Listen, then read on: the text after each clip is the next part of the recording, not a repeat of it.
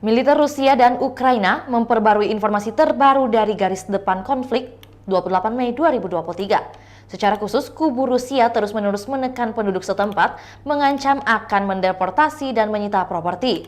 Dengan demikian, warga lokal dengan paspor Ukraina, SIM, dan paspor teknis untuk kendaraan diancam akan disita jika menolak menerima dokumen bergaya Rusia. Pada malam tadi, Federasi Rusia melancarkan serangan besar-besaran lainnya di wilayah Ukraina menggunakan serangan Iran UAV. Shahed 58 dari 59 dihancurkan oleh pembela Ukraina. Per 28 Mei 2023, Rusia melakukan 91 serangan udara dan melakukan sekitar 25 serangan dari sistem salvo roket ke posisi pasukan Ukraina dan daerah berpenduduk. Satuan pasukan rudal dan artileri menghantam 3 area konsentrasi senjata dan peralatan militer, kompleks rudal anti pesawat S-300, 3 titik kontrol dan gudang amunisi Rusia. Dari kubu terpisah, pos komando dan observasi Brigade Mekanik ke-24 dan ke-65 Angkatan Bersenjata Ukraina telah dimusnahkan di dekat Toretsk, Republik Rakyat Donetsk dan Novoandarevka, wilayah Zaporozhye. Titik penempatan sementara tentara bayaran asing Bogodukov, wilayah Kharkov telah diserang. Secara total, Kementerian Pertahanan Rusia melansir Ukraina sudah kehilangan 429 pesawat terbang dan 235 helikopter, 4.357 kendaraan udara tak berawak, 424 sistem rudal pertahanan udara, 9.322 tank, dan kendaraan tempur lapis baja lainnya, 1.100 kendaraan tempur yang dilengkapi dengan MRLS, 4.924 meriam dan mortir artileri Medan, serta 10.506 unit khusus perawatan militer telah dihancurkan selama operasi militer khusus, kata Igor Konasenkov, juru bicara Kemenhan Rusia. Perkembangan lain dari garis depan konflik Rusia dan Ukraina di tayangan berikut ini.